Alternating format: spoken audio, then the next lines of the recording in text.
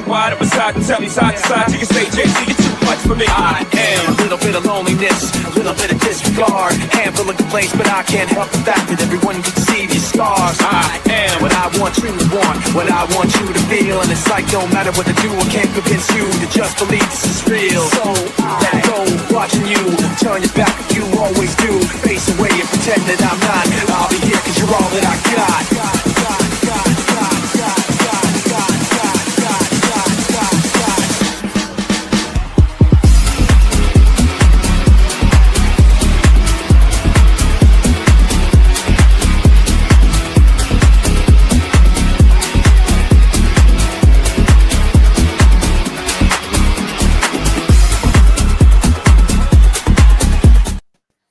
We're back, baby. We're back.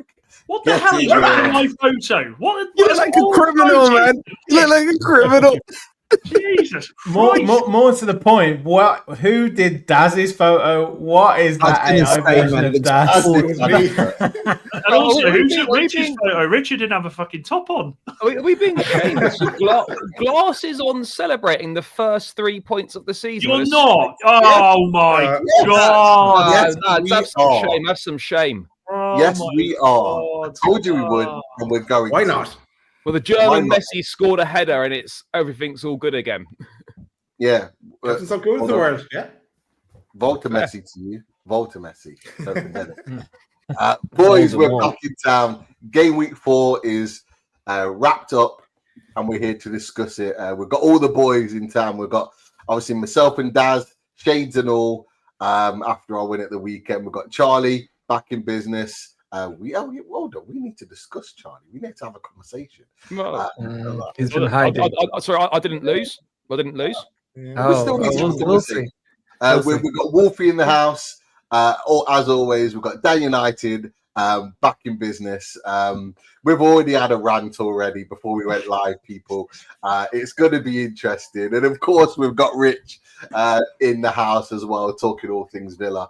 Boys, how are we? How are things? Yeah, all right. Yeah, sound. All good. How can you say all right, Charlie? Well, I'm unbeaten. I've got. No, we're not doing this. Oh, here we go. You don't let this man do this. You've been slapped up back-to-back weeks 3-0, and you're asking me how I'm all right, but I'm still unbeaten. Charlie, when Forrest got done for PSR, what did you call me? Oh, you are a criminal, mate. Okay, what does that make you? Well, not right now. Anything, because it's different ownership. Maybe 10 years ago, you can. That's statute of limitations. Nice try. You were criminals charged in the summer. Correct me if I'm wrong. Yes or no? For 10 years ago, yeah. Not criminals right now. The summer was 10 years ago, was it? No. That was yeah, because that didn't come from us.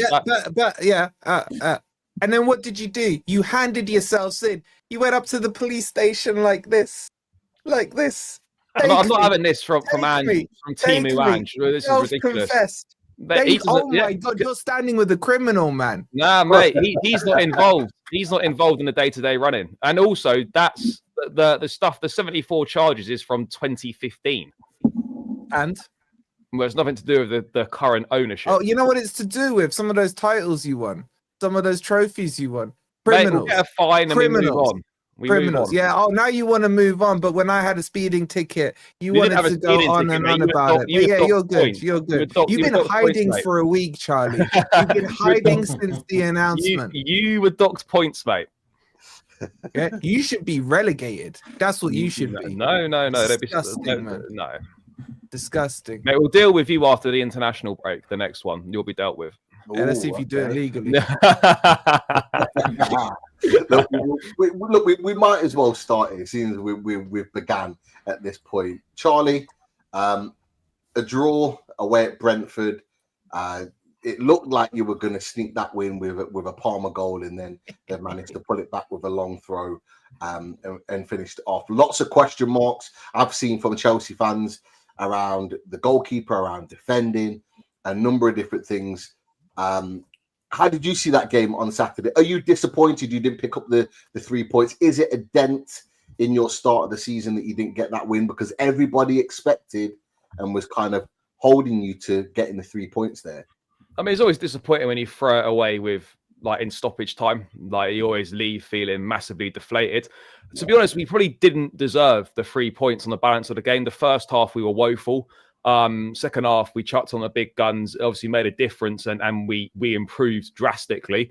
But a draw was probably the fair result in the end. But yeah, the long throw is poor defending. It's 4 guys marking 1 Brentford lad, and he still wins the flick on. But no one wants to mention that Atara was offside and interfering in play. We're happy to bring up the Fulham thing and dish out pelters for that. But as soon as Atara is offside and interfering with play, no one says anything about it. Not covered in the media at all. No one's saying anything. But yeah, it is what it is. We should have defended it better regardless. And yeah, it was disappointing. It's not a dent in the season. We're 4 games in. We're 8 points from 12. So I don't look at that as a dent, but obviously you leave feeling massively deflated because in that position you should be seeing games out like that. Boys, what do we think then? Obviously, Wolfie's already shared his opinions on Chelsea from a different talking point. But boys, what we making of the Chelsea dropped points? Is it as bad? I thought it was hilarious. I thought it was hilarious, not for Chelsea dropping points, but the fact that little twat who celebrated like he just set up a goal in the World Cup final when it wasn't even a He's like on his knees doing this, and I'm thinking, oh, I know how this ends. I've seen this script before, and then what happens? Where is he with the marking? Whoops! And I was like, have that, you. Oh, Christ. Charlie, nothing against Chelsea with this. I just looked at him and I thought, you absolute moron. Is he getting booed next week? Mate, do you know something? By the Chelsea fans.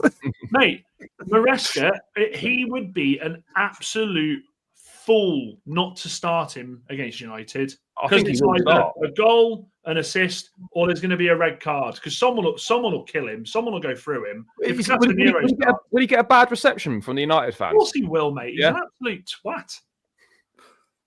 He's an absolute Charlie. You didn't want him. Not particularly. I didn't particularly want him. Don't do and I'm glad you said that. Don't do the whole Billy thing of like, oh, back him until he gives me a reason not to. He's an absolute moron, mate. And the only thing, like I said, the only good thing for you lot is that you'll end up selling him for 60, 70 million anyway. So he's an absolute twat. I hate him.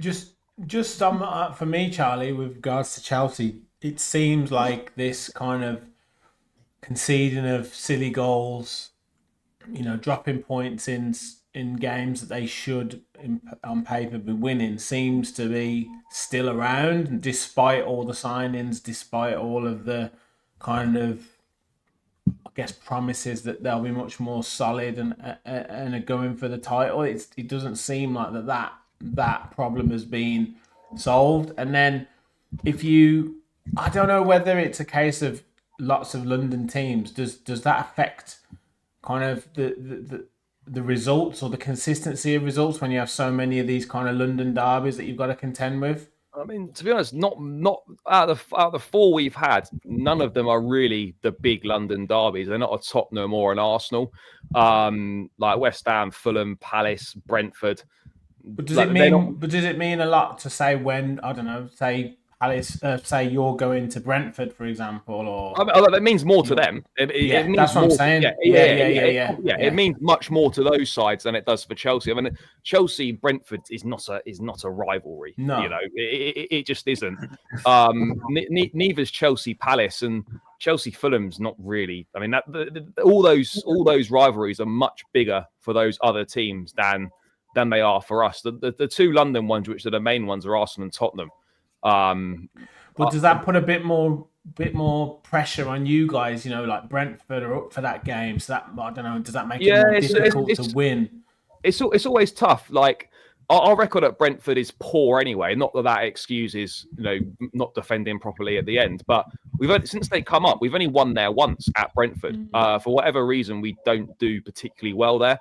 But I don't know if it makes a difference. Yeah, it's 4 London derbies to start the season. The first game after the international breaks always have a bit of a worry about it because you're not quite sure what you're going to get from your team. It doesn't help. And I know you obviously, you say don't sign these players or whatever, but having South American players in your squad, they're great and they're really good.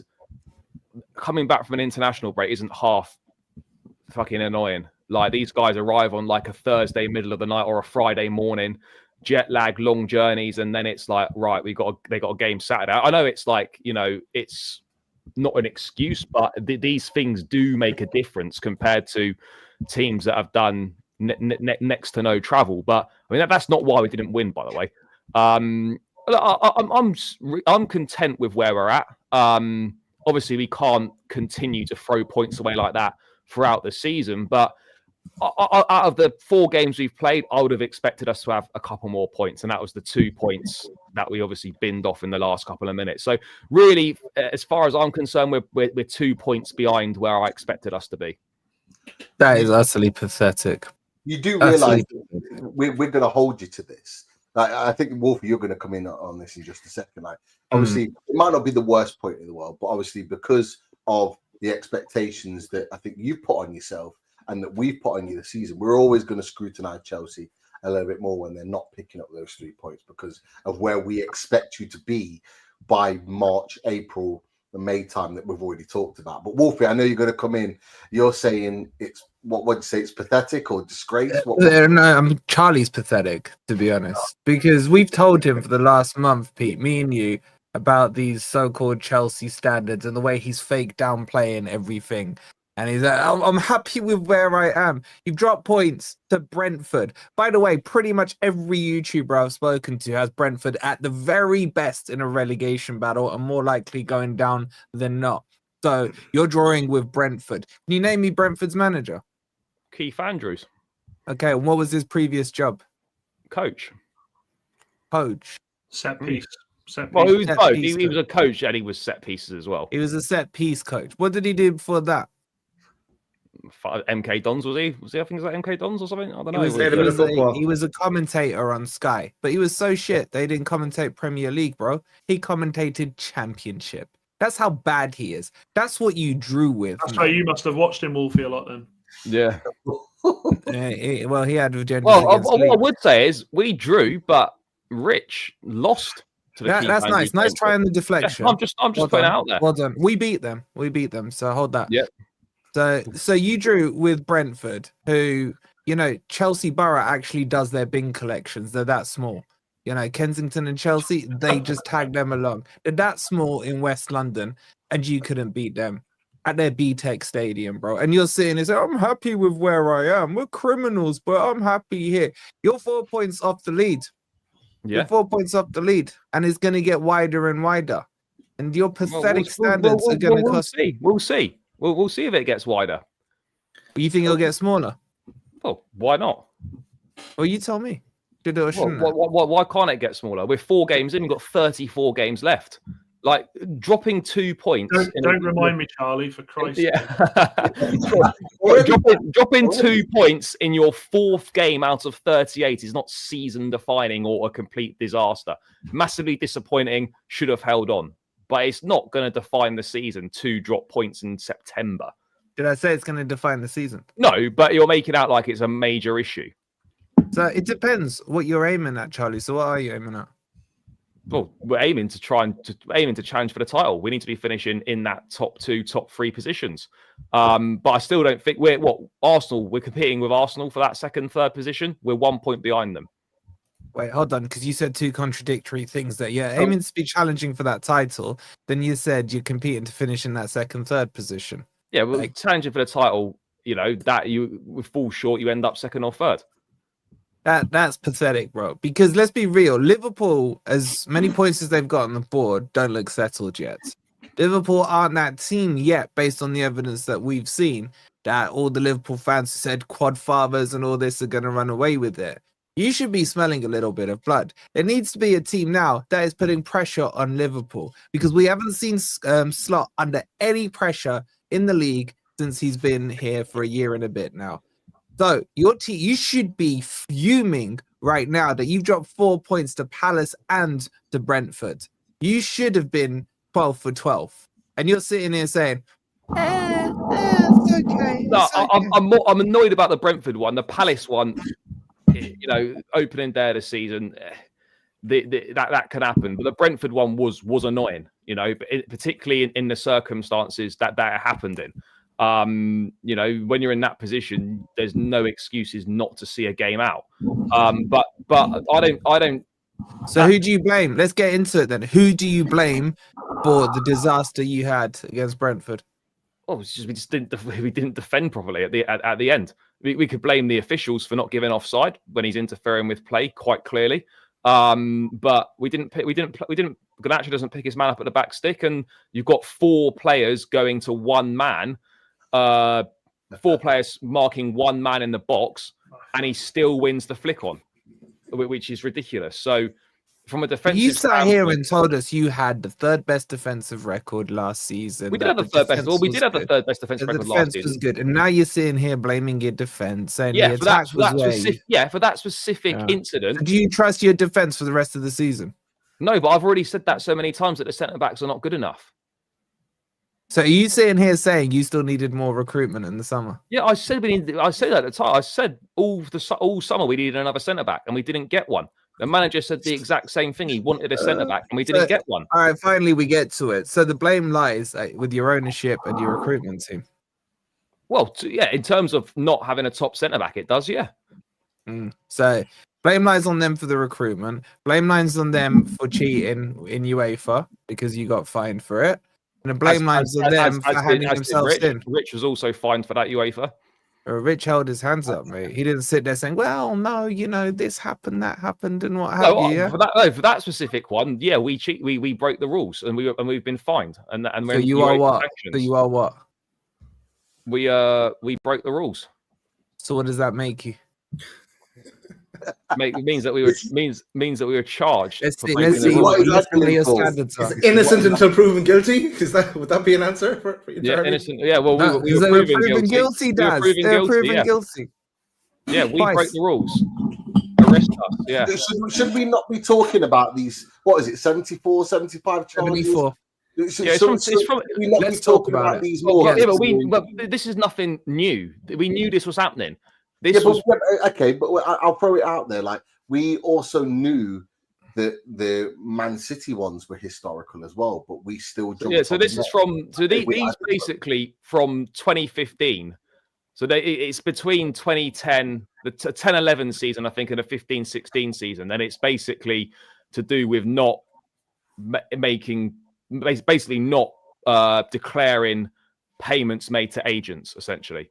So not being honest about intermediary payments. Wasn't that around the same time that Man City were accused of? Yeah, they were 08, weren't they? 2010. Wasn't it a longer period though into that 2000? Yeah, Pete, you're right. Yeah.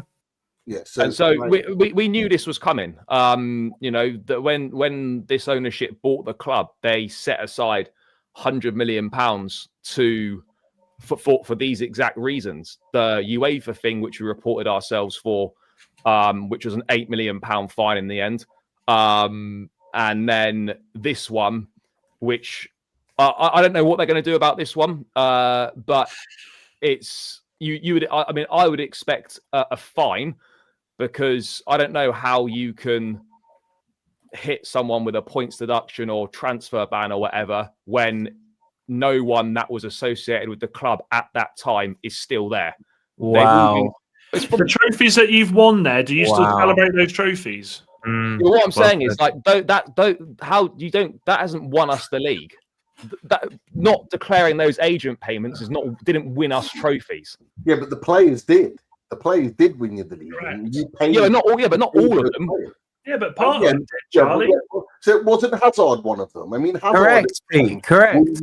Wouldn't you like leagues pretty much on And then didn't they sell Hazard for profits to Real Madrid, chaps, if I'm not mistaken? Was that 100 million? Yeah, we sold him over 100 million with 1 year. Oh, so you illegally bought him, and now you've illegally we didn't illegally buy him. We just didn't declare payments. Yes, you did. Like, this is such karma for you, Charlie. After all the crap you did I knew this was coming. I'm relaxed about you it. I knew it was coming. The FFP in the summer in the Europa League. And now you should be stripped of all those titles because you cheated, and you should be you and Man City should be relegated out of the Football League. You absolute criminal. You criminal. You have the audacity to sit here and you can't even fess up to it. You criminal. No, I've already said we know that. We broke the rules. Charlie, you sat there saying, I knew it was going to happen. You know, that's like Ted Bundy. That's like Ted Bundy saying, exactly. I knew I was going to get caught for murder, but you know, whatever. This is not new news. Everyone knew this was happening. This came out ages ago that they were looking into. Point me in the direction of the video you made to tell us that this was coming. Well, came out in like 2 years ago that they. Well, okay, point me in that direction. Your channel's been going longer than 2 years, bro. Show me the video you made. I'll find it and I'll send you the video. I look forward to watching it. He's going to quickly do one tonight. He's going to quickly style his hair and do like put a bit of a beard on. No, but no. Look, we were obviously not legit during those years in regards to that incident. Charlie, you can't say it. Well, we obviously weren't legit back then. That's just ridiculous. We weren't, though. We weren't.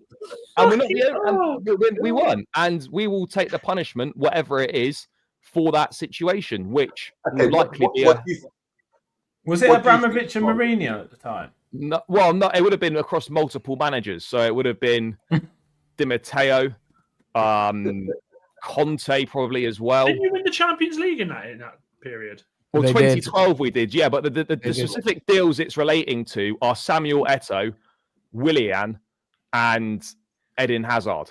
Isn't this stuff that Barcelona and Real Madrid get done for all the time? Yeah, it's basically exactly the same as what those clubs get done for. But yeah, it's basically the bulk of it is to do with those 3 transactions. What do you think is a realistic punishment then? I'm asking you, Charlie. I mean, from everything that's being reported, it's suggesting it'll just be a hefty fine. I mean, to be honest, fines for football clubs are pretty pointless. To be honest, it doesn't do anything. I would expect that, but part of me feels like I don't know. They might try and make an example out of us, but they've also maybe need to be careful as well because we self-reported this. If we'd stayed quiet, I don't know whether they would have how much they would have dug into this or how much they would have looked into it. So if they did come down hard on us, then they run the risk of deterring clubs from coming forward and self-reporting themselves for certain things. So for me, I would expect a heavy fine, but part of me feels that maybe there could be some sort of transfer ban potentially. I don't think we'll get a sporting punishment in terms of points because it's very hard to go back that far and put a sporting punishment for something that happened over a decade ago. But I think worst case scenario would be a transfer ban. But I would imagine that it would be a heavy fine. Chaps, can I just point out to you, just again, how shameless he is being? Because he's completely missing out the bit about if they get a fine, how it's being paid. Charlie, why don't you tell them? How it's being paid? Yes. Bank transfer? No. No? Don't act like you don't know this. I actually don't. So Chelsea, if it's a fine, are looking to charge it to Abramovich by withholding some of the payment from Clearlake or whatever the hell they're called to Abramovich and knocking it off the money that they paid for Chelsea. So Charlie definitely knows this, and he's now being ashamed of saying he doesn't know it. So Chelsea are still trying to find loophole ways to not pay this money. This club is worse than Man City right now. No, but really what would be wrong in trying to get the previous owner to pay the fine for his mess? Bro, are you actually serious right now? No, what I'm saying is you could understand why they do that. We set aside 100 million for these discrepancies, and so that's what discrepancies.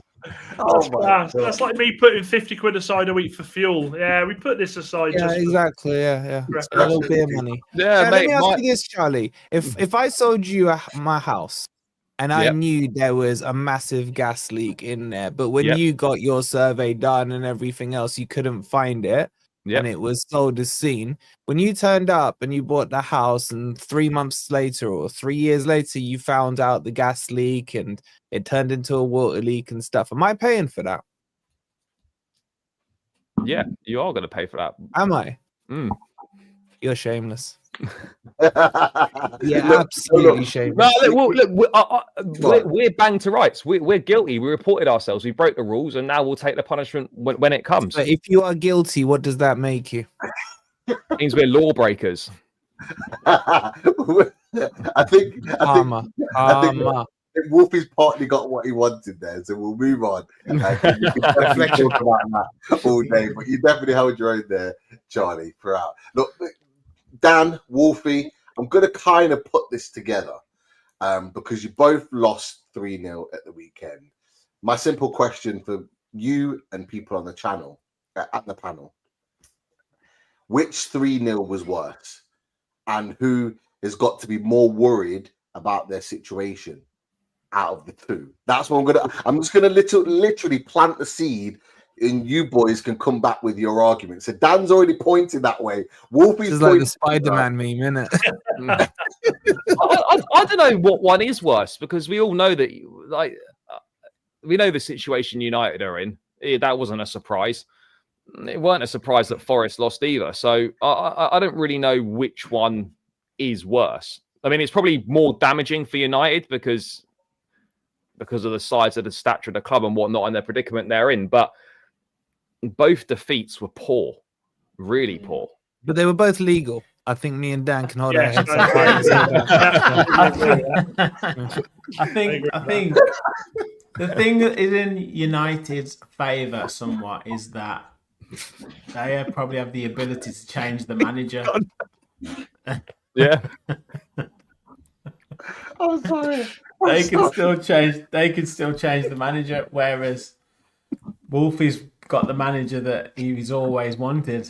And, honestly, I love this, Daz. I love this because honestly, like, you're sat there wearing sunglasses after a win, after a 1-0 win against fucking Wolves. Like, you literally are just like, at this point, I don't understand what's happening here. Like, I don't understand what we're doing. Like, I'd understand if you just beat Arsenal at the Emirates, 1-0. You beat Wolves. I don't know. I don't understand what Man United are trying to do. That's the thing. Because they're looking like they're at least there's substance to us. At least we know what we're doing. Do you know what I mean? We're awful, but you. At least they know that they know their shit. They know that and they own it. Yeah. Oh wow. I don't know where to go after that. That's actually crazy. Well, we can't let Dan off the hook that easily, right? Let me off what hook?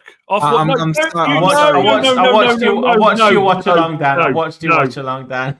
And then we'll give Dan a right to reply then. So because I'm talking to a man here who told me he was winning the Champions League last season. So don't tell me.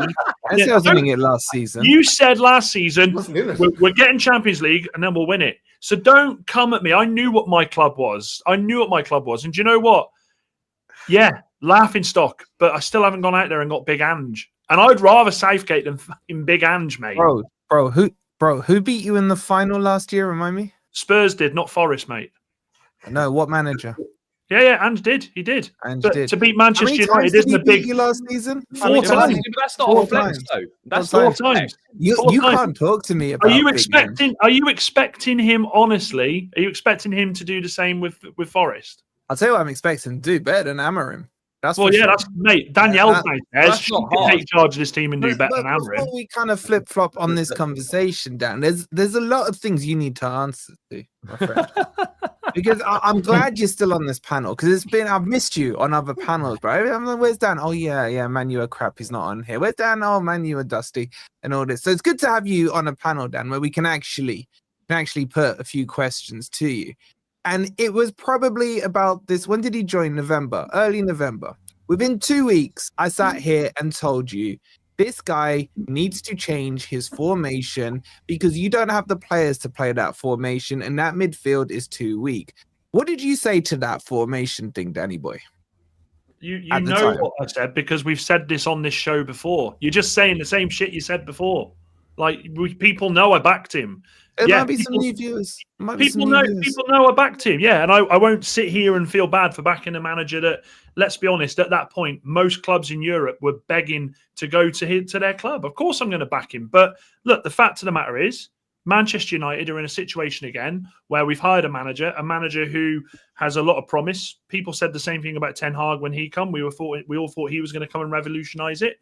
But unfortunately, what we have is a manager who will not change his morals. He will not change the formation. He will not change the way he wants to approach a game. He will not change the way he reacts to games. He will not change not picking Kobe Mainoo. He will not change putting Bruno Fernandes in a central midfielder role. So, look, I wanted him to do well. I absolutely wanted him to do well. But, dude, at the end of the day, if you're not willing to admit that what you're doing is wrong and change it up, then what sympathy can anyone have? And I've got people in my chat saying this. I've got people in my chat saying, were you too harsh now on Ten Hag, now that you've had hindsight to look back on it? Would you admit Ten Hag is a better manager than Scammer? Ten Hag, who just got sacked. He's the same, though. He's the same type of manager.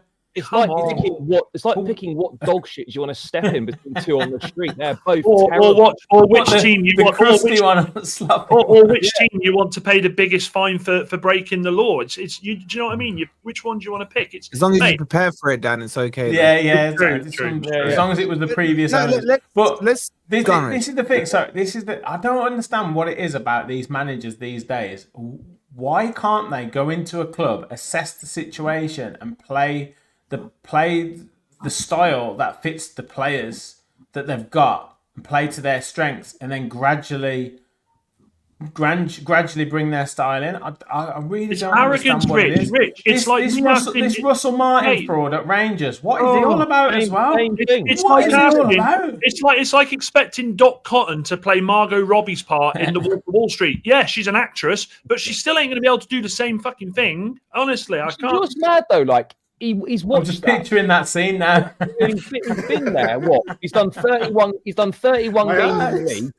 He's done 31 games in the league, right? And he's got his bottom of the league in that time, right? And how can he sit there week after week, game after game, and still be convinced, at least publicly, that somehow it's going to work? There's not even any light at the end of the tunnel. There's nothing. There's absolutely nothing. And there is, because unfortunately, the one thing about football is managers come and go, players come and go. So at the end of the day, he will get sacked. Look, I don't think there's anyone on this panel. He will. I don't think there's anyone on this panel that can sit here and say he won't.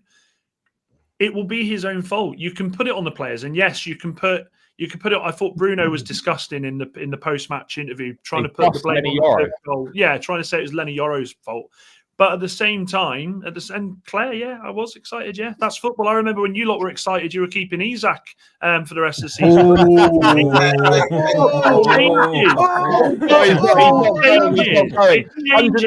150 million, or he stays. Yeah, exactly. Football changes. What? Here we go. Big Nick energy. Typical Newcastle fans. It is. I'm sorry, Rich. I'm calling it out. It is. I live up here, mate. I live with him every day. I see it every day. That's the question. Who do you want next? Sorry? Give it Giggsy till the end of the season. Southgate. He could have Nuno. I don't want Nuno. No, thank you. I've been quite consistent with and Bill Aspie saying we got Sesko. He's playing for a manager that doesn't know how to play him. So yeah, whatever. I actually think I want the manager I wanted before we got Amorim, which was Marco Silva. I really like Marco Silva. I think he plays a good style of football. He knows the Prem, and I think we've tried everything. And I think we can all agree Manchester United have tried everything. We've gone for the ex-players. We've gone for the pros who have won everything in the game. We've gone for the up-and-coming managers. We've gone for managers who have been at the international scene. It's at a point now where I don't know who comes in and sorts it out. People were saying Emery. People were saying Glasner. But let's be honest. Are they honestly going to look at the United project and go, yeah, I fancy that? No. There's come and you know what? Wolfie, as we go at each other. What did he say? you say? He said Eddie Howe. Eddie Howe wouldn't come. He's got logic. No, but one thing you said, Wolfie, a few weeks ago when you come on my chat, and I thought it was bang on. At what point does the Man United job become disgusting for a manager to want to try and do? Like, someone will always want it, though. Someone will always want it. Charlie, they do. Of course they do. But it's not always going to be the right manager. Zidane's going to France. No, not my hero, man. He'll take over France after the World Cup.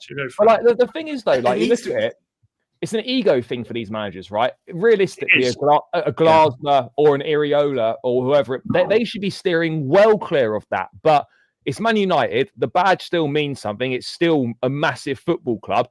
And the ego that these managers have, they'll think, oh, I can be the guy that restores Man United to back where they should be. Equally though, Charlie, you can understand why you'd want that. Yeah, of course, you can turn it around. If you're the man who turns it around, you're a hero. But I don't know. I mean, like I've seen people today saying, I mean, this is where I get angry with other Manchester United fan channels, because I will never say to my community that you are idiots for wanting the manager out. And the fact that you see some of these big ones saying you're idiots for thinking Amorim's a problem, it's like, if this was Ten Hag, if this was Ollie, those same people would have been screaming from the rafters to get them out. It's abysmal. I don't have any answers for it anymore. Well, Dan, we've just pointed out three or four reasons why he is the problem. You've literally just pointed them out. And the biggest one is you're not playing to the player's strengths. How can anyone say the manager's not the biggest problem? He's not the biggest problem. No, but he's the biggest problem right now. He's one of the problems, Wolf. No, he's not the biggest problem right now. The biggest problem is the Glazers. He's one of the biggest problem. Wolfie, they're not going though. So the biggest problem, Wolfie. We're not. I don't think anybody's saying that, but he is part of the problem, and that's part of what Dan's saying. Dan's saying those big Man United channels are saying you're an idiot if you think he's the problem. Well, he is the problem for the reasons that Dan said. Look, Wolfie. Look, let's be real. Like the back end of last season, me, you, Charlie were saying exactly this to Man United. We were saying, this could potentially happen. You could get to the summer, you could throw a load of money at it, and you can get the early part of the season, and then it doesn't work. They ship him out, and you're back where you were. Love it. You're back in the same position, but now you've got a load of players there that play a system that they don't want to play, or the new manager might not want to play, and now you're back to square one. He wanted those players though. He wanted Sesko, he wanted Cunha, he wanted Mbeumo. I don't think he wanted Sesko. I don't think he did. I don't think he wanted him. No, you can tell by how he's used him. Yeah. You can tell by. I'm sorry, Benjamin Sesko was ready to go at Man United. The fact that he's played him, put him off the bench, gave him minutes here and there, and just kind of almost now feels like he has to throw him in the team because it's almost like a last chance saloon to Ruben Amorim. That's why Sesko's just going to be another Man United striker who dies at Old Trafford because he gets no service. He's isolated. I don't think he had a single touch in the City box on Sunday. Or something like that. But he's just going to be another one of those players, right? Who was a young striker like Erasmus Højlund. He won't get the service. He won't get. Disagree with that, though. I disagree with that because but he's so isolated, though. He's so isolated. Højlund's already scored for Napoli, bro. Debut goal. Yeah, but it's the Italian league. Somebody's balling over there. Do you know what I mean? With Benjamin Sesko, it was very, very clear that he was a player with potential. That doesn't mean he comes in and starts bagging goals for fun. No. He needs a manager, and we said this, Dad, unloaded all the way through when we were linked to him. He needs a manager that's going to work with him, that's going to get the best out of him and be able to develop him as a player. You could see quite clearly, one, that Ruben Amorim didn't want him. He clearly wanted Watkins as his alternative in that summer. When it was between those two, they even the top journalists reported on it, that he was leaning towards Watkins and he would rather him. But members of that board or members of the committee that decided it wanted Sesko, and they obviously had, it was Christian Vivelli had the link with Sesko that made that deal happen. Sesko needs someone, a manager that can work with him, that can develop him, that can make him a better player, because what he is currently isn't enough. It's not enough for Man United. They need to develop him and make him an even better player. Do you know what? career is going to go down the pan. Do you know what that'd be? Not going to change manager, and he's not going to get that support and that development that he needs, and then he is going to be like Rasmus Højlund or potentially. But this is the problem. But this is the problem, Pete. Right at Manchester United, Rasmus Højlund should never have been the number one striker, and Benjamin Sesko should never be the number one striker for Man United at this stage of his career. There should be a main forward there, and then Sesko is learning off that forward, like Højlund should have been learning from. Let's just say Harry Kane, for an example. It's different. It's different because Sesko's played in the Champions League. Sesko's played a lot of games in the German top division. He's played a lot. Yeah, but he played in the two up front. I know, Charlie, but I think what we have here with the manager at the moment is it's simple. We, the fans, have been gaslit. We have, because we were told that there was going to be this massive change in formation, that we were going to be this powerhouse in the Premier League, and that we were going to, project 2028. But I also think that Amrim's been gaslit. And let me finish with this one before you jump in. The reason this manager, the only reason I can think of that he's coming out every week and saying, either sack me or back me, I will play this system, and he has not changed, is I genuinely think up until the last couple of weeks, I think the board have said to him, just carry on. It'll work. We back you. But unfortunately, it's got to a point now where we said it off air. Grimsby outplayed us. Fulham outplayed us. Arsenal, City outplayed us. Burnley laid gloves on us. It's at a stage now where this will not change, and I don't know what this is. You're right, mate, and you know this, but you know this as well. He's unbackable now. There's nothing to back this manager anymore with. It's unbackable, the situation. Like, you can't support the manager anymore. There's nothing to hold on to. Do you think that a loss to Chelsea at the weekend could see him gone? What, with a Garnacho winner at Old Trafford, and he sits on the advertising hoardings and does his celebration like that? That would be the lowest of lows, and that could be the final. And then Charlie Mainu comes and sits next to him as well. It genuinely wouldn't be a low. It wouldn't be a low, because I know what he is. He's an absolute moron. But it's project. So it was released today that apparently Project International Reset. He's got 3 games left to save his international. Once you get to that stage of like you've got 3 games, you're dead man walking. He's done. It's just when he goes. And the thing is, lads, it's already started today. I mean, look, I've got the notes for my show in a minute. I won't say too much because obviously I'm going to go through it in a bit. But we already know now how much it's going to cost to pay him out. That's a big sign straight away that you're on your way out. The players are now starting to say that they're concerned about the emotion he shows, and also the fact he goes hiding in big games. The wheels are in motion now. We're all old enough. I can say that on this panel. We're all old enough. We've seen this dance. We know how it starts. So 3 games, he'll be gone. Sir Jim yesterday come out and said, I think I expect this squad to get Champions League, and it's like the writing's on the wall for you. The writing's on the wall. His face on Sunday was but he's Scruffy Jim's so deluded though. Like. He really is. Scruffy Jim just sits there and just stares at it, and it's fucking. What's he supposed to? Okay, Charlie. Look, I don't like him, but what's he supposed to do? Lift his shirt up? Saying, But what I mean is he's done nothing about it. He talks about talks a great game on. We're going to store. We'll do this. Charlie, he doesn't know what he's doing. He doesn't know what he's doing. And that's the problem. And made massive promises. Look, we've talked about this with Dan before, so he knows the score. Yeah. Scruffy Jim is what we're going to call him now. I like he's Scruffy Jim, yeah. He's come in and he's promised all these big promises, and he hasn't delivered. Is it Brailsford that's still with him? Is he still? Yeah, Brailsford as well. Brailsford went, didn't he? He's gone. Right. No, they got the Man City guy, haven't they? Morada as CEO. Yeah. He went not long after Dan Ashworth, because he was the reason that Ashworth came into the club. But does it work?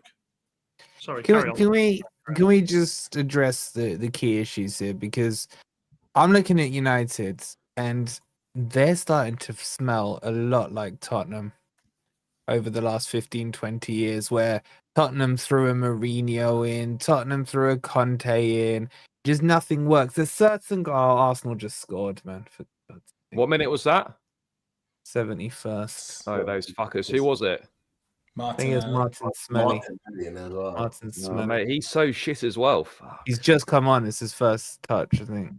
Wow. But yeah, my point I'm making is there's certain clubs that are just viruses, and you can't just fix this with a manager. This is the problem, and I know deep down inside you know it, Dan, that your club is a virus.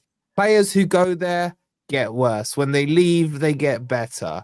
And that's just, there's so many examples of that. You can shake your head all you want, Dan, but it's true. It's true. They all go. You can say, oh, they've gone to Italian leagues or French leagues or Spanish leagues or whatever. It doesn't matter. They've gone and improved.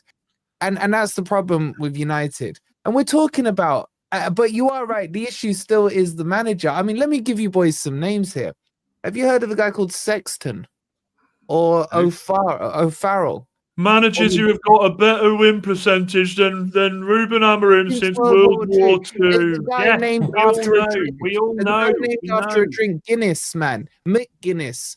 What I would say, though, it is actually meant, like, it's actually mad how shit he's been. I actually can't believe how bad he's been. Like, genuinely. Charlie, I genuinely think I could win 2 games in a row. Can I ask you all a question? Because I'm seeing this come out in the chat a lot. I want to ask a question here. Do you think that it's player power fault, or do you think it's the manager's fault? Both. I think it's a United fault. It's both. It's both. Bruno and the manager. It is both, but I think it's shifted. So I think initially it was the player's issue. But I think now, particularly this season, Dan, I actually think it's more him. I think it's the manager. I think it's because they've got rid of a lot of the problem. The players have got a lot to answer for, but at the same time, look, if the players physically can't do this formation, they're professional footballers, and you know what God almighty. Oh my God almighty. Let's flip the script a little bit. How is Luke Shaw and Harry Maguire still playing for Man United in 2025? What is that about? How's Bayindir in goal? How is Bruno Fernandes being used as an 8 in a 2-man midfield? These are all managerial questions. Correct. They're all correct. And the system expects Dorgu to be fucking prime Ryan Giggs. Yeah, but Charlie, the problem is the managers don't learn from each other. If you look at Ten Hag and see what he did, what did he do? Beefed up with Ronaldo and then kicked him out the club. That's gonna there's gonna be kids in that United team that look up to Ronaldo as their hero. They're not gonna like how they saw Ronaldo being treated. Let me finish. And then you've seen with Amorim, who did he fall out with? Rashford. Now, I know Trashford is trash, and the Man U fans hate him and what have you. But again, there's going to be kids coming through that youth academy, the younger ones that looked up to Rashford, and they're seeing the treatment of him like that. And then he doubles down, and he has Sancho, and he adds freaking Anthony, and all of those. That even though you may think he's right to do these things, that still automatically causes division and resentment potentially between the manager and the playing squad. And the players will probably side with the players over a manager. And the problem with this as well is, right, whether it's right or wrong, why as a player would you listen to the manager knowing full well that most of the guys in that dressing room are going to outlast the manager? They'll be like, well, look, a new guy will be in soon. This is why, like, you know, I see people in the chat getting excited about Mainey to Newcastle. Lads, don't even get excited because he's going to outlast this manager. A manager's going to come in and he's going to utilise this lad how he should be. So it's like... Well, the other thing as well is that managers will get credibility if they get results. So Amorim would have come in and he would have obviously wowed them in the interview. He's obviously wowed them in the interview with this new style that he's playing, or, you know, reinventing the wheel with a 3-4-1-2 or whatever formation it is. And then he's done his presentation to the players and they've thought, oh, you know, maybe we'll have a bit of this guy and whatever, and I'm going to get rid of all the bad apples in the squad. We're going to be a unit together, and then they've managed to sign a few players. But as soon as you don't get results, those words don't last very long. Exactly. It's all about results. It's a results business. All about results. And the fact of the matter is we have a team here that has played 32 games and got 31 points, a goal difference of minus 13, regardless of what you think about the club, regardless, you know, rivalry aside, if that was your club, you would want that manager gone, regardless. There would not be anybody in this panel, even if Eddie Howe, and I mean this, if Eddie Howe was in this sort of run, it would be hard for you lot, but you go, it ain't working. There's something not working here. So any manager in that run has to go. It doesn't matter what they've done for the football club. That is sack worthy instantly. Dan, I'm gonna, because I know you guys shoot in a second. I'm gonna let you have right to reply because we still haven't, and maybe strategically. Make sure we get Wolfie Big Ange. Get Big Ange in and get a Big Ange. Get a Big Ange question in. I'll let you have first dibs on Nottingham Forest in Ange. I don't. Do you know what? I genuinely. I don't like talking about clubs below me in the table, so I'm really not bothered about it. Look, Wolfie, you're hurting more than anyone because this season for you was the one that you wanted to take the next step, and you can shake your head, that's fine, but you genuinely wanted to take the next step this season. I think the fallout with the manager and the player. The manager and the owner has definitely broken into the team because that squad of players loved Nuno. You could see that. I think Ange has got a lot of work to do to try and get them back on side. We talk about, the issues between player and manager at Manchester United. He's got a lot of work to do because he's going to try and change a style of play that you guys have been used to for such a long time that, let's be honest, has worked a treat. You guys, the way you play, I won't try and gloss over it. I watched it last season. I was like, this is great football. It might not be easy on the eye for some people, but it works. It works. It gets results. We talk about results-driven process that we're in. I just worry what happens with Forest because this manager is very arrogant like Amorim. You know this. We've seen him several times. He will be absolutely buzzing off the fact that regardless of where he finished with Spurs last season, he got Champions League football, and that is all he will focus on. So I think the next 3 or 4 months for Forest are either going to be scary or you're going to be okay. But I don't think this is the manager, Wolfie, that takes you to that next level. I don't think this is the manager that gets you where you would like them to be, which is Champions League, which is winning trophies. I just don't see it. I don't see it, mate. And I was really nice there, really nice. Yeah. It's only because I needed to calm myself down for my stream because I don't want to cry again on stream. I've had enough of crying on. You want me to reply, or the other boys want to? No, you reply, and then we'll come back in.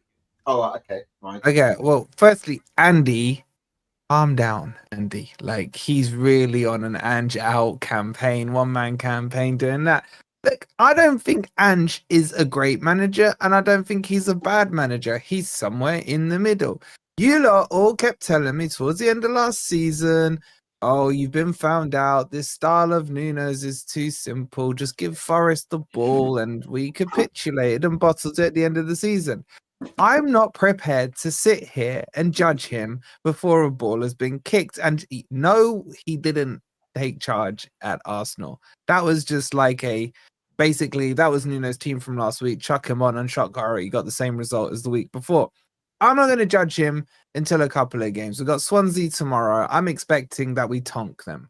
I'm expecting to see Douglas Luiz play. That exceptional player that Rich is jealous that I've got now because he misses him so much. I haven't. Don't shake your head, Rich. Flattered to deceive. Flattered to deceive. Oh my! He might have scored you a goal this season, Rich. That's true. That's true. I'll give you that one. So we still got him to come in. Back where we saw 15-20 minutes of, who's I told you guys about all summer, is an absolute baller. Callum Mwendo, we saw 10 minutes of against Arsenal, and he looked way better in terms of the actual game than Chris Wood did. So I'm not sitting here saying Ange is the answer. Ange is gonna guarantee us a trophy. Ange is gonna win us the league or whatever. All I'm saying, for once, what a beautiful picture that is, Daz. You outdo yourself every time. You really do. Huh? Yeah. Well, when we bring up your guy, we should have bars in front of him. You know what I'm saying? Those are pretty dark in color as well. But you asked for that. You asked for that. Anyway, so yeah, criminal, chased out the country. Anyway, so my point is, if we're sitting here in 3 weeks' time and we've gone out in the cup to Swansea We've held an L to Burnley and to Sunderland, and then I think we got Villa and Chelsea around that time, Newcastle. In fact, we got all three of you guys coming up. That's when I can start to lose my head. But any Forest fan, Andy, who's losing his head now, if Forest go and smash Swansea 5-0 tomorrow, and then smash Burnley 3 or 4-0, and then we beat Sunderland 3 or 4-0, they're gonna look silly sitting there going, "Oh, Ange out, Ange out, Ange out." I think that's going to be the story of Ange, though. There will be some big wins, and there'll be some high moments, but there'll be some shocking defeats and a load of low moments as well. Okay, so Charlie, on that logic, that's exactly what Nuno did last year. We went and lost 5-0 to Bournemouth. Weekend 1. Weekend 2, we went and smashed Brighton 7-0. So you can say that's literally polar opposites of what you would expect. But I cannot see Forest finishing any higher than they did last season. This season, this season, like I honestly think if they finish top 8, if they finish 8th, 9th, or 10th. That's a very good season. They can still win. They can still get in the Champions League for Europa. They could. But I'd fancy Aston Villa over them in the Europa League. Well, Villa would need to score a goal for. Yeah. There's plenty of time for that. But Matt, do you honestly think you would have a bet? You're going to have a. Do you think you'll have a better season this season than you did last season? Yes. You think so? Yes. In terms of what, winning Europa League, and I'll tell you why. Even if Forest finished 10th or 11th this season and won the Europa League, that's better than finishing 7th last season with no trophy. Yeah, agreed. But I agree on that. So you think you're winning the Europa League? Yes. Is it actually possible that we've just got a picture of Steve Cooper pixelated and he looks better than normal? Yeah. Improvement on the poor guy. Boys, I got a bounce. I love you all, and I'll see you all soon. Top man. Take care, man. I can't even. But yeah, do you get my point? To get out. I'll find it. I'll just kick him. Just remove him. Did you get my point? Like, I'm always the first. I can feel when something's going wrong at the club. Like Nuno, I turned on when he did his interview. That was dead man walking. Cooper, I called it early. He wasn't going to work. I turned on him. I've not yet been able to process evidence on Ange, and everyone's saying to him, well, base it on what you saw at Spurs. Yeah, I can't. Though. It's different. I can't. Spurs have had Mourinho, Poch, what's the other guy called? Conte, all these so-called winners, and they couldn't do anything at Spurs. The fact that Ange got Spurs a trophy is probably the biggest miracle in football you could ever dream to see.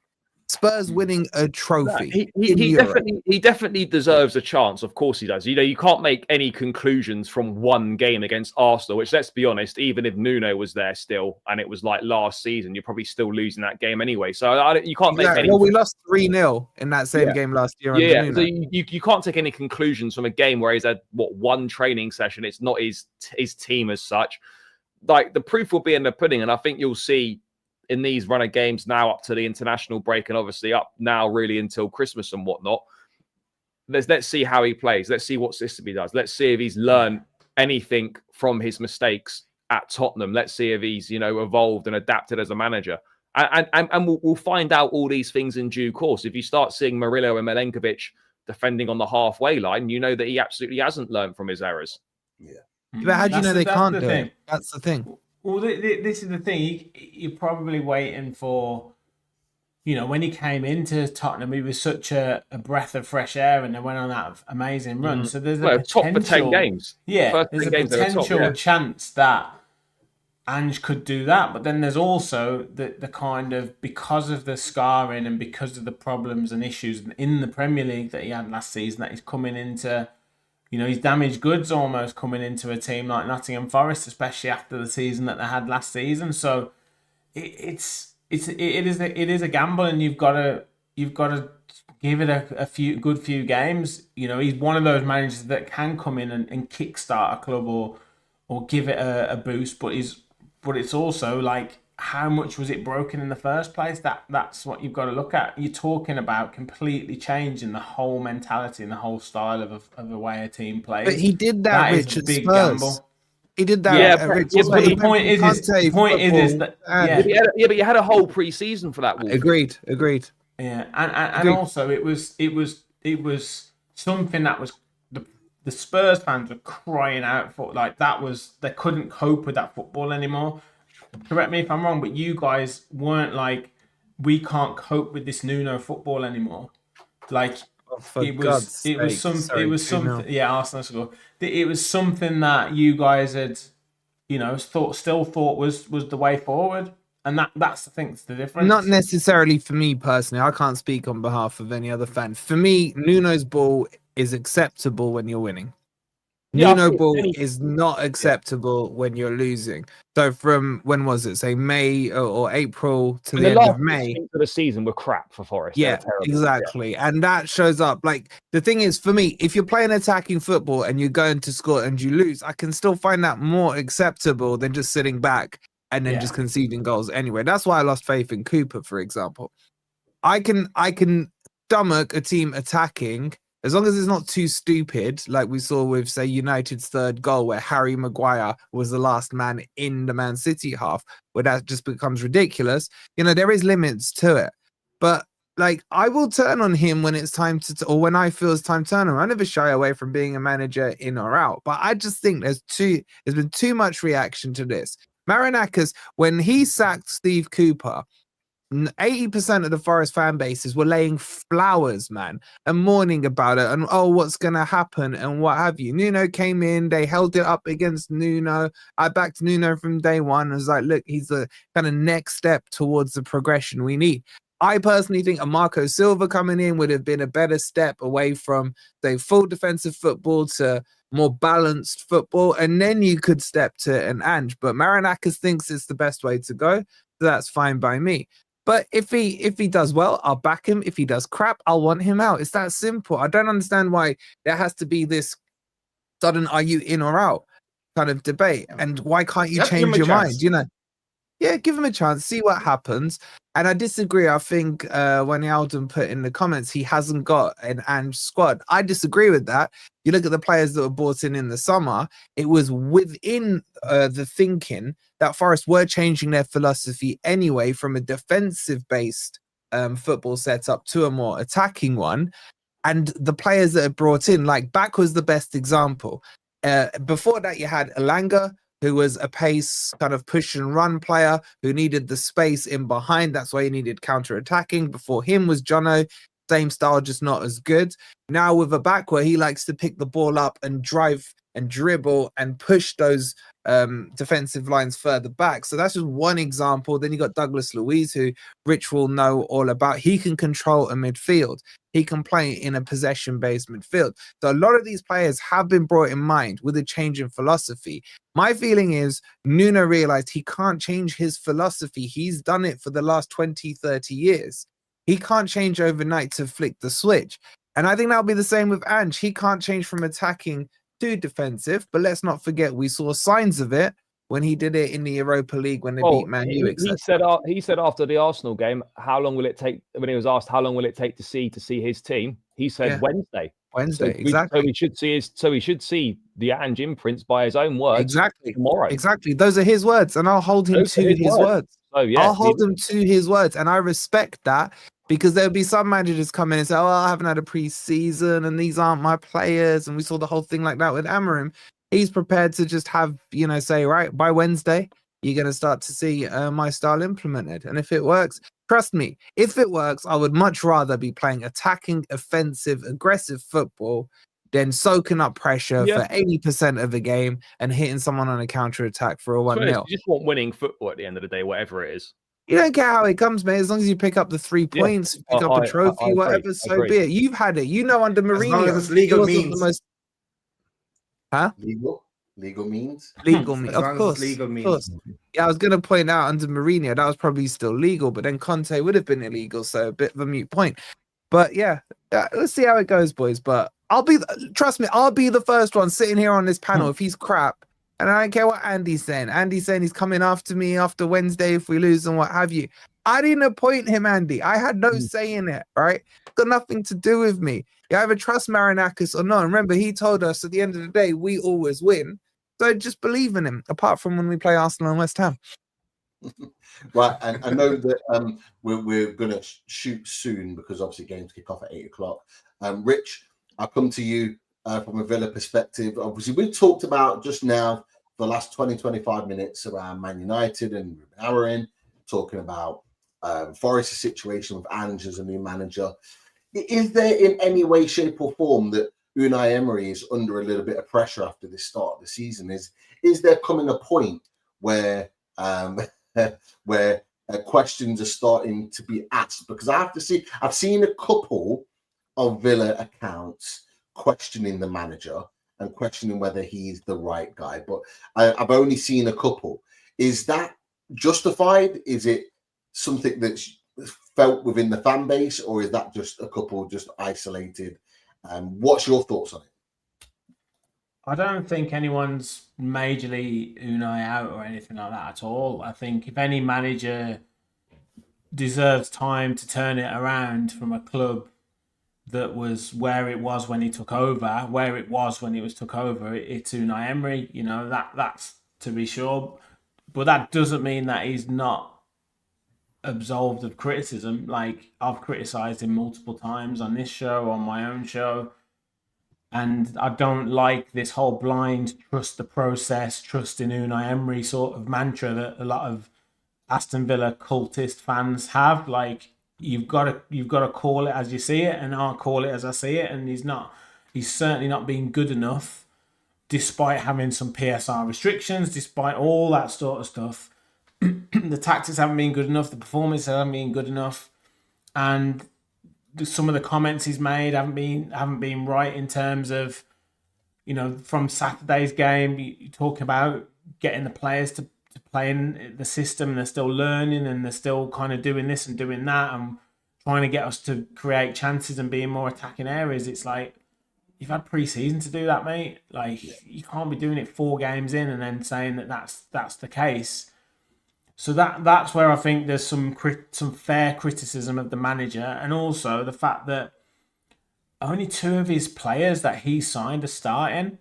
Now, you could turn around and say he's got the best out of the players that Dean Smith, that Steve Bruce, that Steven Gerrard bought, and he's actually shown what a good coach and a good manager can do with a group of players that should have been performing better. You know, you look at what he's brought out of Martinez, you look at what he's brought out of Ezri Konsa, you look at what he's brought out of Ollie Watkins, but it's only really Yuri Tillemans and Morgan Rogers. And Morgan Rogers has been terrible this season, might I add, but it's only those 2 that are his signings that he's got in the starting lineup. All of his other signings haven't forced their way into the team, and there's only so long you can say, oh, they have to get used to the way I play, they have to get used to the system. Either the players aren't good enough, or you're not coaching them well enough. So you've got to have a succession plan, you know. As much as I like Tyrone Mings, as much as I like Ezri Konsa, as much as I like Luca Dean, as much as I love John McGinn, at some point these players have to be moved on, have to be succeeded by players that you've signed that are better, or younger players that are coming through the academy. Like our academy, and look, I'm not saying that they should be playing or anything like that, because the gap between academy and first team is ridiculous these days. But our under 18s last season won everything. And then our under 19s got to the quarterfinals of the UEFA Youth League.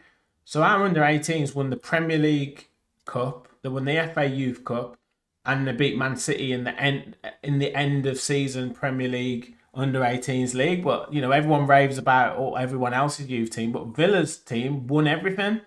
So that shows you that a lot of these players should be at least knocking the door for the first team. So yeah, there's a few criticisms that I've got, and that even doesn't come close to the fact that we haven't scored a goal. We don't look like scoring a goal. All that being said, as Charlie said before, as Wolfie said before, it's 4 games into the season. He's a point away at Everton, a pretty decent result. The fact we've only conceded, we took us 15 games last season to keep 2 clean sheets. We've kept 2 clean sheets in 4 games. Those are some kind of strands of, I guess, positivity that you can cling on to. But the fact of the attacking talent that we've got, and we haven't mustered up so much as a shot on target, really is pretty poor. Why doesn't Marlon play more? Like, for example, because he's crap. He's crap, yeah. But surely he's not shitter than Buendia. And he's crap. Yeah, no, I don't know. I don't rate Marlon particularly well. I think he's just a bit of a bull in a china shop type player. But at the same time, yes, if you've signed a player, you should be giving him an opportunity. I mean, he scored a good goal against Forest last season at Villa Park. And he's one of those players that will sort of head down, run and smash it in. I don't know. He's playing tonight in the Carabao Cup, but Emery will probably point to he's not learnt the system, or he's got to do this, or he's got to do that. But I don't really know. I don't read. It's January he signed, so yeah. But that was the thing, Charlie. Sorry, Rich. Is that was the thing? Is that he was signed for what 20 million or so, and then they went and got Rashford, and Rashford was on loan. They put him in the Champions League squad and put Marlon out of the Champions League. Well, you've got to do that. You've got to do that.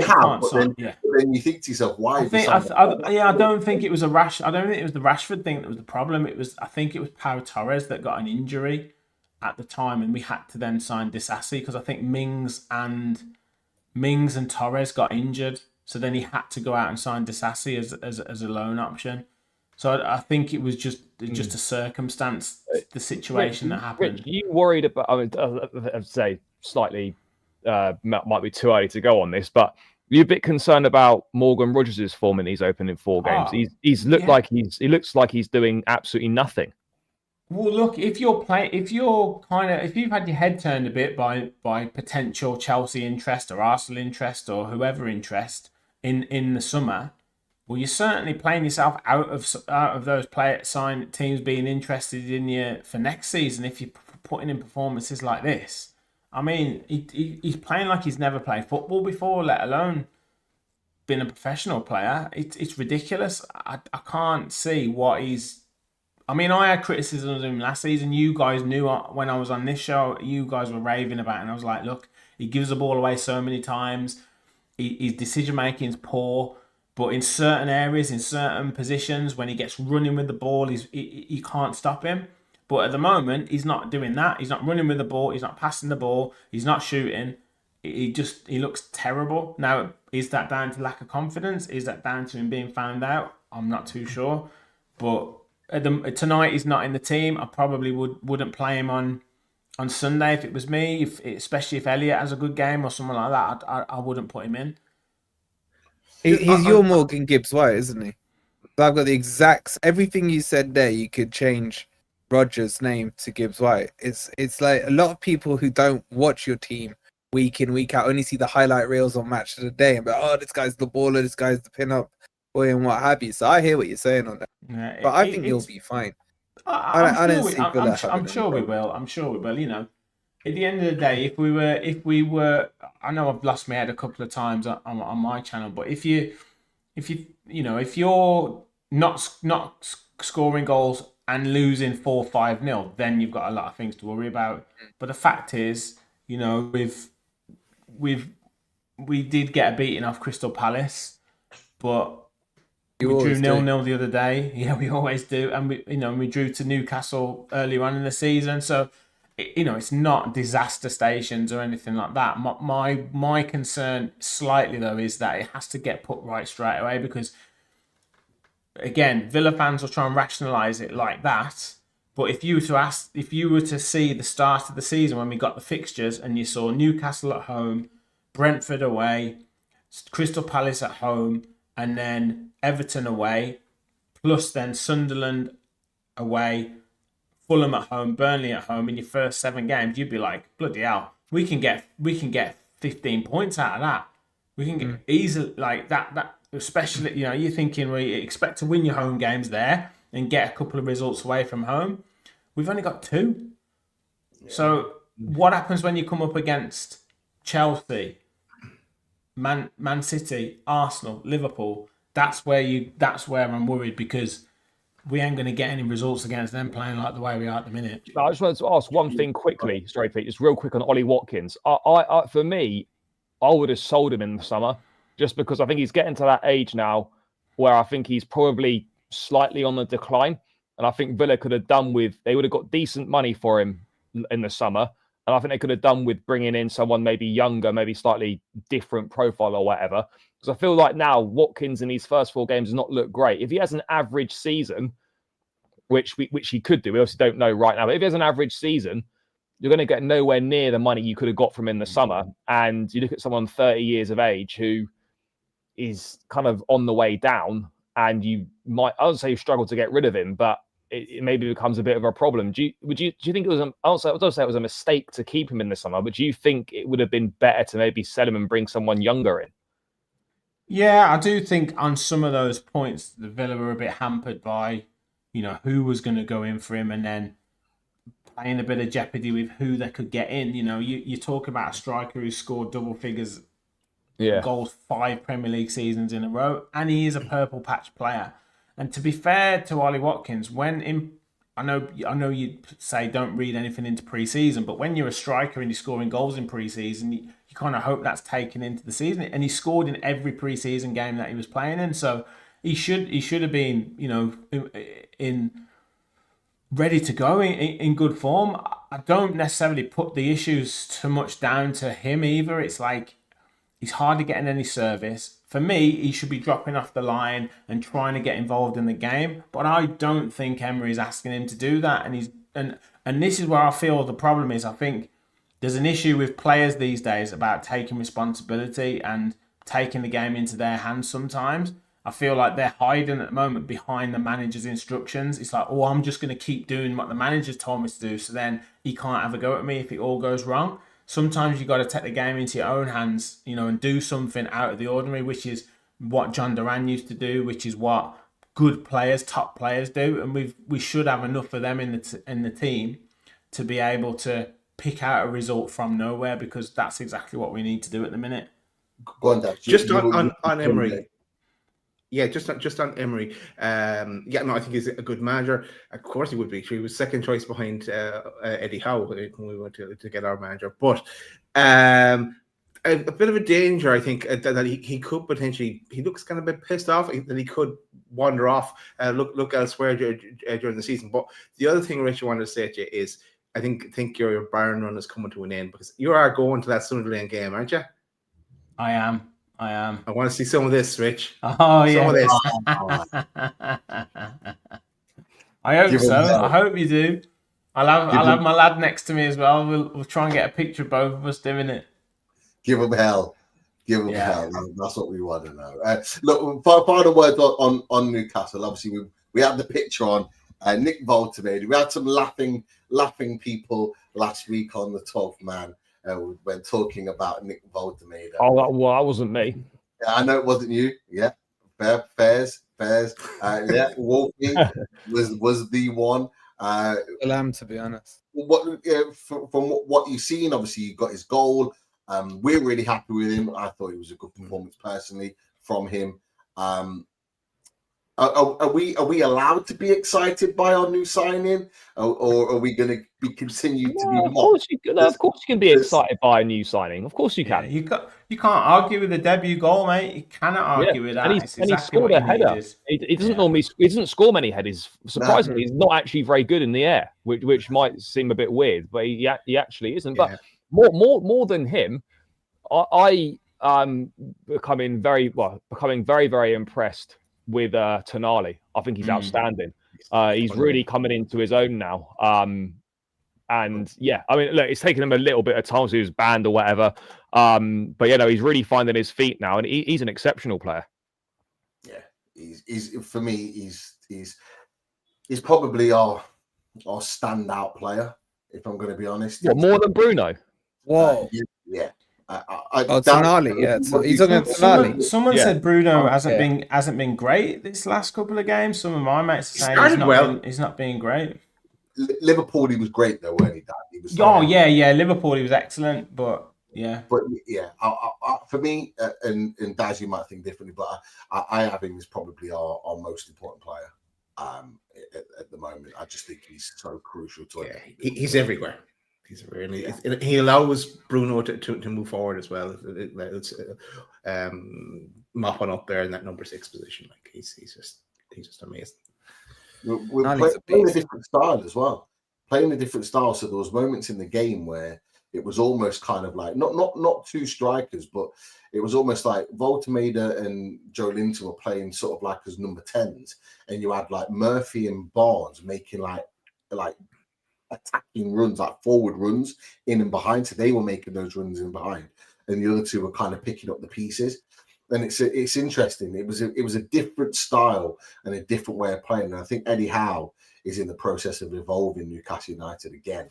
It's going to be really intriguing to see. But the one thing I'll say, particularly for opposition fans, and obviously you boys will no doubt like scrutinise Newcastle United and Voltemade in particular. But the one thing you'll need to understand is that obviously Voltemade is not the same skill set as Alexander Isak. Nobody is. Nobody could directly replace him. So we are going to have to play different styles of football with Voltemade in the team, and then obviously when Wisa is back fit. But I'm excited by him. I'm just so glad that he scored that goal. I think he seems like such a down-to-earth guy. He seems so happy with his move and how he settled into life at Newcastle. So to score that, and Daz, you'll know because you're watching it live as well. Like the way the players celebrated with him, they were buzzing for him. So good. Like he's obviously made a big impression so far, but and it's early days because an awful lot of them are away on international duties, as was he. He got about like 4 days of training before he took that pitch. So it's going to take time as well to learn how to play the Eddie Howe way as well. So it's going to be a learning season for him as well. But he has been thrown in the deep end because we have no Wisa for the next 5 weeks or so. So he's got to hit the ground running, and he with Barca as well coming on Thursday, and then Bournemouth. It's all coming thick of us. But yeah, I'm delighted he scored as well. It meant that we could sit back tonight, Pete, and put the shades on and let it up out. Hopefully we can do the same next week. Fingers crossed. And you boys have got sweaty fixtures coming up. I was going to ask just on the fixture Thursday. Obviously, Lamine Yamal is out at the game on Thursday. That's been confirmed by Marca. There's a couple of other players that are potentially out, but they've obviously got the likes of Lewandowski. They've got Rafinha that are coming back into the team. Dani Almo. The Barca boys coming to St James's Park. What are your thoughts? Me and Dad will preview it with Chris tomorrow. But what are your thoughts about that game? Are you still not giving us a chance? I'll give you a chance. It's going to be a hell of an atmosphere. I mean, similar to kind of when Villa had Bayern Munich last season. These are the nights that you want. These are the special nights. It's more about how the players will react and cut up from that high of playing against Barcelona, and especially if you do get a result and you kind of, or everything that comes with it, and then you're going into Bournemouth away on the Sunday. That's the key thing. And it doesn't matter if you've changed the team and you bring different players in. It's still the emotional roller coaster of it.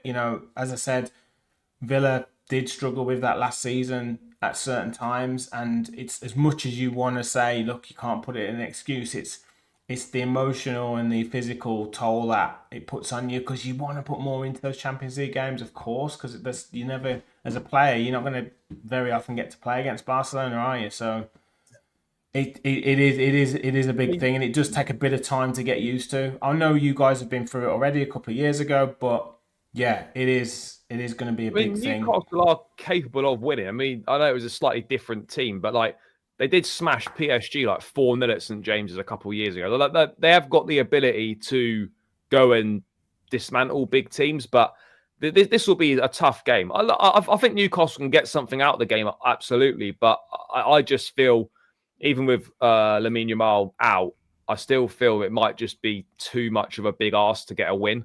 But you never know. Yeah, I think you will and should lose, because I look at your other games. I think you can win most of those because you got quite a nice draw in the Champions League. So I just say don't get smashed. Go and lose. Fine. Go lose 1 or 2-0. It doesn't matter. The rest of your games. I mean, who the fuck are Union? Then they've just won tonight against. I know they're a Belgian side. They're okay, but Newcastle should be beating them. Yeah. You got PSV games, so I wouldn't worry about that. If I was Newcastle, yes, play the game, but have Bournemouth in mind for the weekend. That's more important, because you got that Union team. Also, you got Benfica, I think. Yeah, Benfica. Marseille. All very winnable games. All very. I wouldn't worry about this Barca game. Got Bilbao as well. They got beat obviously by. Yeah, Bilbao shit as well. So I think you'll be fine. I wouldn't look too much into this Barca game. Just don't lose it heavily. Move on. Focus on, because you got some sweaty Premier League games. Bournemouth, Arsenal, and Forest. Tough, especially that last one. So and games in between there. Your most important thing is come out of Barca with no injuries and move on to Bournemouth. So that's what I think it is Newcastle. But don't get yourselves excited about this Voldemort guy. I've seen Andre Solense score goals. I've seen Jason Lee score goals. I've seen Taiwo more recently score goals, bro. Everyone can score a goal. Can you do it? Don't you dare put Big Nick in the same breath as some of those players that you just mentioned. Don't you dare. Jason Lee. I'm just saying, mate, like your first team is weaker than it was last season. Your squad is deeper. Last one, mate. Oh man, just like give him time. We absolutely will give him time. And boys, we'll as the Champions League game's about to kick off, we'll wrap it up there very, very shortly.